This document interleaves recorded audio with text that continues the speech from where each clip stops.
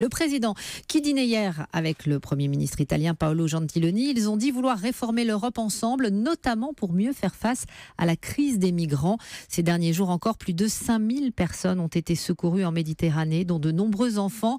L'UNICEF vient d'ailleurs de publier un rapport qui montre l'explosion du nombre d'enfants réfugiés non accompagnés, une population particulièrement vulnérable, comme l'explique Sébastien Lion, directeur de l'UNICEF France. On constate qu'il y a 5 fois plus d'enfants qui voyagent seuls sur les chemins migratoires et ils voyagent seuls, donc ils se retrouvent souvent à la merci de passeurs. C'est-à-dire que c'est souvent des passeurs qui les font progresser sur leur chemin migratoire avec tous les dangers que ça comporte, risque d'exploitation, risque de traite des enfants, risque de trafic d'enfants aussi. On pense qu'il y a à peu près 10 000 mineurs isolés en France en permanence. Beaucoup d'entre eux cherchent à aller en Grande-Bretagne et on a clairement documenté des cas de traite. Donc c'est des enfants qui sont exploités, qui subissent des sévices sexuels ou qui sont obligés de se prostituer pour récolter quelques euros pour payer le passage. Donc oui, en France, on a des situations très difficiles.